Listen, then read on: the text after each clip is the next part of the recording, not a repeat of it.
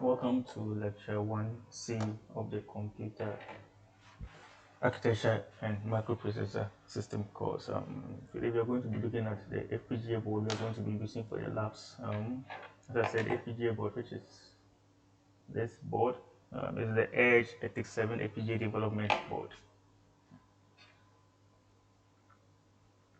Now, the Edge 87 development board comes with a lot of components, as you can be seeing. Now, it has components like the CMOS image camera, which can be connected to it. It also has components like the TFT LCD display. It has LCD display.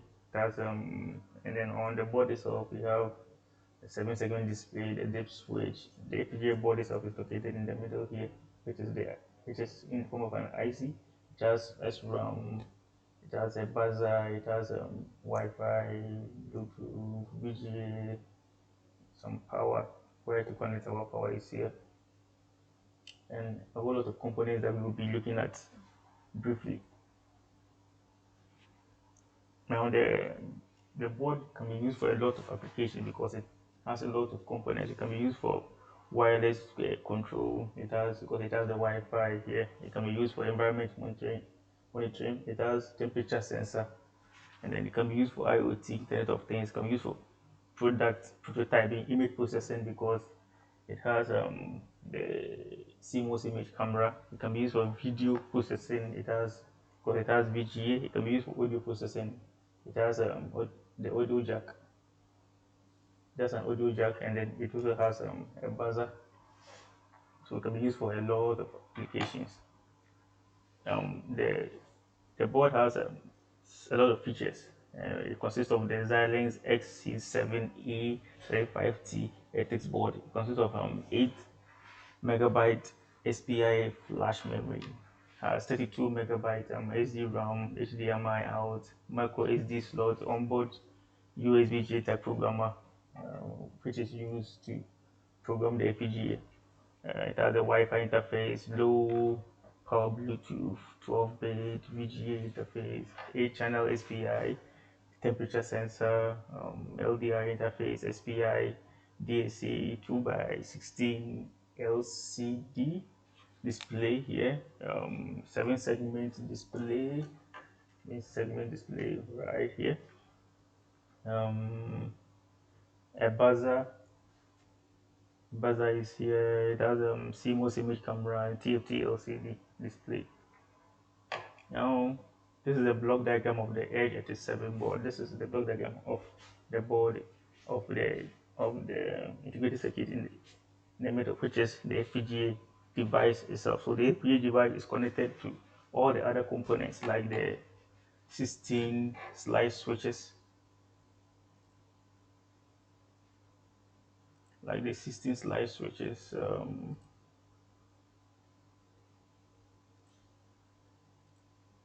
the 5 push buttons which are here. So 5 push button, the LCD 7-segment, LCD buzzer, the TFT, all of them are actually connected to this board through input output pins, as you can be seen on the slide. So this is the block diagram of the FPGA device. And for power supply, we can connect the power through this port over here. Now the Edge 87 can get our board power, which is like 5 volts from either USB JTAG. You can connect power to it using the USB JTAG, or this is the USB JTAG, or you can connect using the power supply, a 5-volt power supply, right? And then this, you can choose between the two by using the switch here. So if you slide the switch to your left, you are using the USB port here. If you slide the switch here to your right, you are using the 5-volt power supply. So you can choose between which of them to use. It depends on you. Now the board consists of 3-volt voltage regulators, which is 3.3 volts, 1.8 volts, and 1 volt. Now we need voltage regulators because each component of the board operates on a different voltage. So there's not one voltage that can operate or that can make sure that every component works. So each component has its own voltage that it will be able to operate on. So now, for instance, the kit actually requires a 3.3 volt supply for the FPGA input output, the SD-RAM, the clock, the USB, the ADC, DAC, flash, and then so on. It also requires 1.8 volt for the FPGA auxiliary supply, and then the ADC, and it requires 1 volt supply to be dedicated to the FPGA core and then block memory. So each component of the FPGA board requires its own voltage. So we need voltage regulators to be able to divide this voltage between or among each components of the FPGA board. Right. Now, to program the FPGA board, the FPGA can be actually configured either using the USB JTAG, using the Xilinx Vivado 2, or by onboard SPI. What this just means is that you can program using the JTAG, USB JTAG here. You connect the USB cable and then connect it to the PC, and then upload a file which is called a bit file from the computer to the FPGA board through the Vivado software. Now, when this happens, when you program it through this way, once you power on the FPGA, everything works correctly. That's fine. But once you power off the FPGA and power it on again, what you've programmed is lost on it. So if you want the program that you configured on the device to remain forever, what you do is that you actually have to send the bit file from the Vivado software to the SPI flash of or the SPI flash memory of the FPGA board. Now, in this way, after you program, the program will be stored in the SPI flash, and when you put off your board and put it on again, the board will automatically load from the SPI flash instead of being programmed from the Vivado 2. So this way, the program will stay on forever. And if you want to override it, you just have to reprogram the SPI flash or configure it not to program from the SPI flash by but from the USB. Right now, the USB communicates with the computer actually communicates with the board through by using the USB cable, and then it uses a protocol which is known as the UART, Universal Asynchronous Receiver Transmitter prototype. And then the board actually includes an FT2232H IC that acts as a bridge between the USB UART and then the communication um, component on the PC, right? The UART protocol actually consists of two lines, the transmitter and then the receiver from both sides. The FPGA board has a transmitter and a receiver line.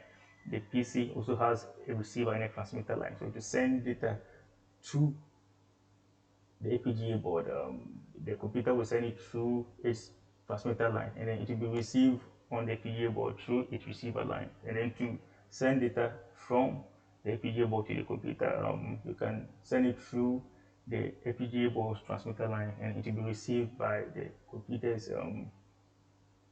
receiver line, right? So we have the TX, which is the transmitter line, and then we have the RX, which is the receiver line. Now here, to connect the FPGA board or to connect the FPGA device to the UART USB component, we need what is called in Xilinx we have what is called a UCF file, user constraint file. I think for the Vivado is called HDC file. Now this file has the interconnections between the FPGA device itself and then each component. So for you to be able to connect the FPGA device itself to the USB cable, you need to use this code, this small code at the bottom of the slide, right? You set property, and then you connect the package pin, which is C4. Now, we want to connect the transmitter, which is TXD. So you have to set the package pin to C4, and then you come into your code. The code you've written, or your user-defined code. You get ports, and then you use the USB UI transmitter. This name depends on what is inside your code, or the line, the transmission line that you define. So this name is actually dependent on you, right? So that's how you actually connect, or that's how the connection between the FPGA device itself and then the USB port actually works. And it also has the Wi-Fi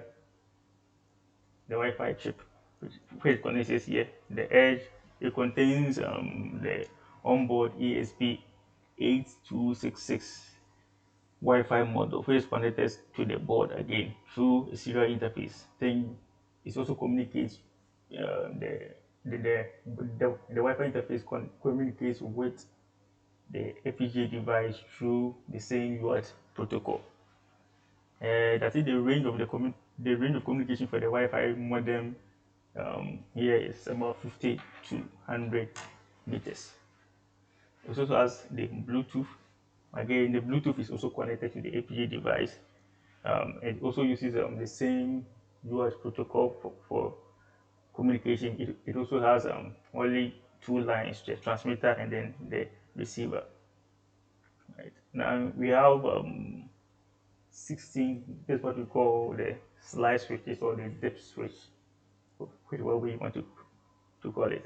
But here we call it the slide switches, right? That's what the slide switches actually serve as input to the FPGA board. If you want to input some data to the FPGA board, you can use this slide switch, right? Based on how you actually configure it, and then there are 16 of them. You can configure it to do anything you want.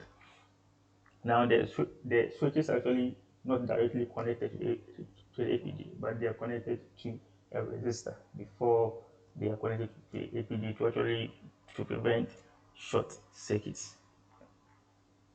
We also have 5 push buttons, 1, 2, 3, 4, push buttons on the FPGA boards, and then this also serves as inputs to the FPGA device itself. So to input some kind of value, you have to just press a button, and then based on what you configure, the particular push button will send a signal to the FPGA device. Here again, these are not directly connected, but connected through a switch, or connected through a resistor to prevent short circuits.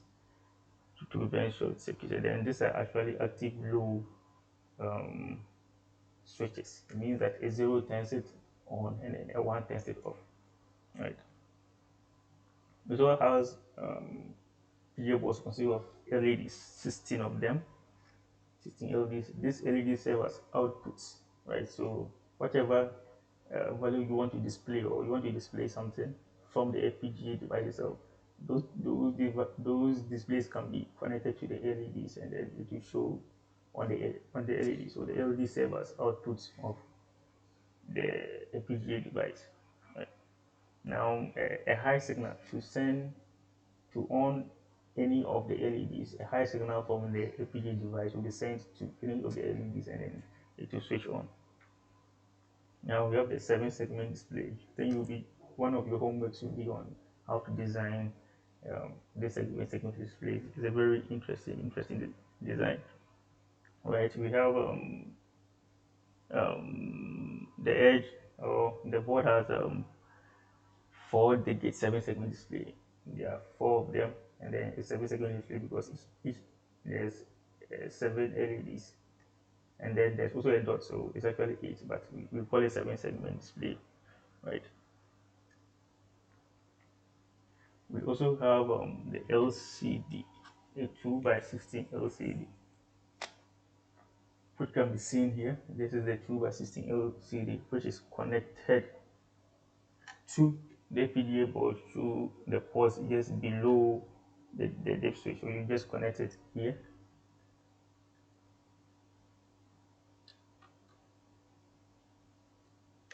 like this. So this is how it works. So you connect the LCD to um, a, to the port just below the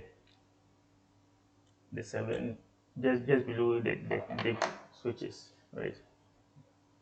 As you can be seen here. And then this LCD also serves as um, output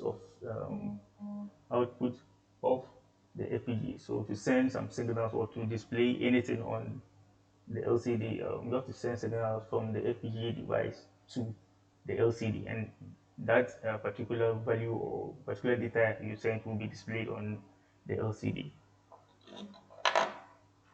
Now we also have the VGA, right?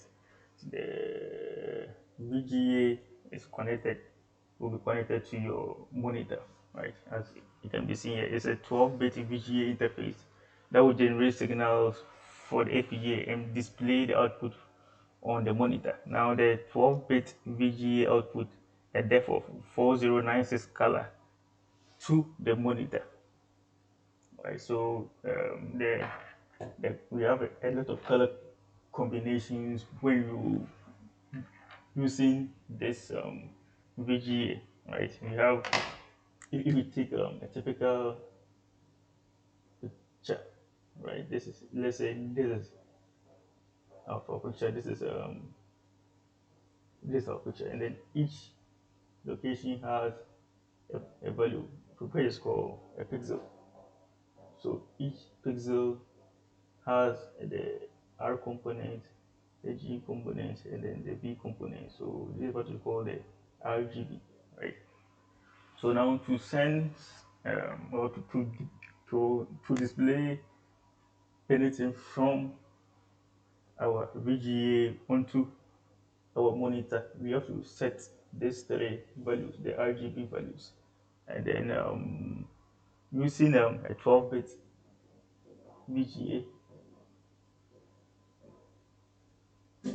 the R component is 4 bits, the G component is 4 bits, and then the B component, the red, green, and then the blue component is 4 bits. So we can represent a total of 2 to the power 12 colors, which is equals to 4096 different colors using this VGA, right?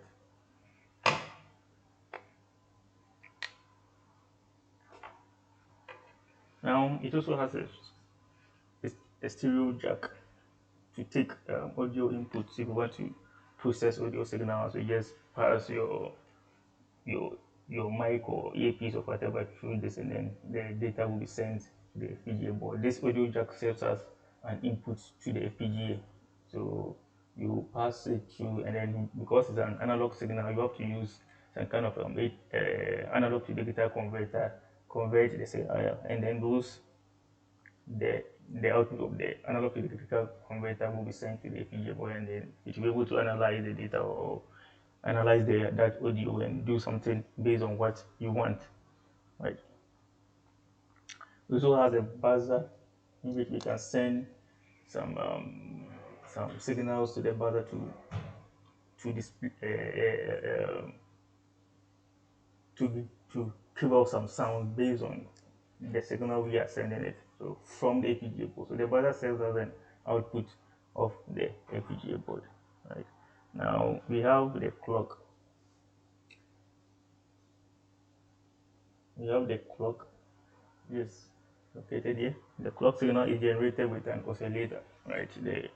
And then this FPGA board is actually a 50 megahertz FPGA board. It means that if you have an application that is higher, that uses a higher frequency, this board will not be appropriate. But you have to use or you have to design your circuit to operate around 50 megahertz clock. So that is a limitation of the FPGA board because of the fixed clocks.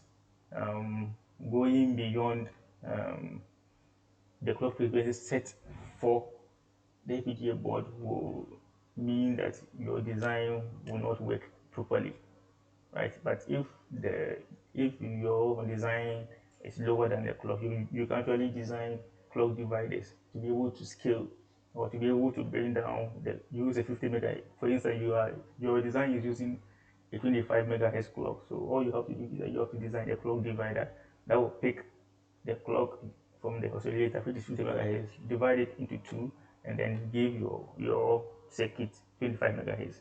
So running application that are lower than the clock frequency on the board is achievable, but running applications that are above the clock frequency, for instance, 100 megahertz, will make your circuit not work properly. Right? Now it also has our TFT display here. The TFT LCD display can also be connected to the FPGA board. It also serves the TFT also serves as an output of the FPGA device, and then the FPGA device also sends some kind of signals, the same RGB signal, the same RGB signals here that are sent to the VGA can be sent to the TFT LCD for it to be able to display. Right, I think we'll be looking at an example that displays some pictures from, for instance, the SD-RAM of the FPGA board or the block RAM of the FPGA board. You have a picture stored in the SD-RAM, and then you have to read. The FPGA will read that picture from the SD-RAM and display it on the TFT LCD. The TFT LCD. It also has the SD-RAM. Yep, the SD-RAM here. So that's the chip for the SD-RAM is a 32 megabyte SD-RAM, and then it contains a total of 268435456 bits of memory. Now, if you have a 32 if you have a 32 megabit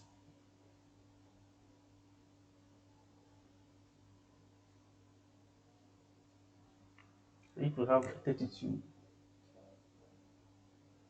megabyte memory, right? The total number of address, or uh, uh, the total number of locations inside this 32 megabyte memory will be 32 by 2 to the power. Mega is 2 to the power 20. So you have 2 to the power 20 by 8. Right, so if you do the calculations for this, you realize that you have a total of 2, 6, 8, 4, 3, 5, 4, 5, 6 bits. So the 32 megabyte memory can store a total of 268 4, 3, 5, 4, 5, 6 bits of data, right?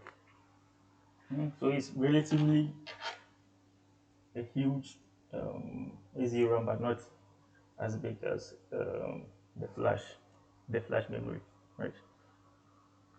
Now the SD-RAM is also connected to the FPGA using some input-output ports, right? And then you can read data from the SD-RAM. You can also store by using the FPGA device, and then you can also store data to the SD-RAM using the FPGA device, right?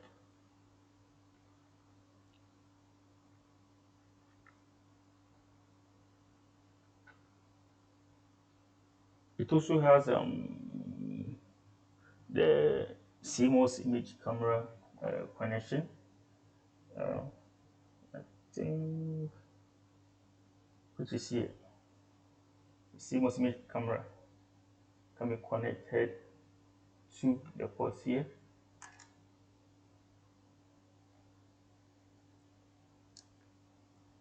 Alright. And this is your CMOS image camera, and then if you take the CMOS image camera serve as an input to the FPGA. So once you connect your CMOS image camera, you'll be able to read live videos, or take or push a button to take um, an image, and then that image will be sent to the FPGA board, and whatever you want to do with it, you can do with it. The APG, the port to the CMOS image camera also serves as a general purpose port, so you can actually connect other sensors. If you don't want to use the CMOS image camera, each of the locations serve as a port where you can easily just connect any sensor to it, or any kind of input kind of device you want to it, and then that will be connected to the FPGA board. Right, so this is the end of some of the components. These are not all the components, but these are the basic components that you will be using for the labs. That's why they are introduced here. So this is the end of the lecture. Thank you.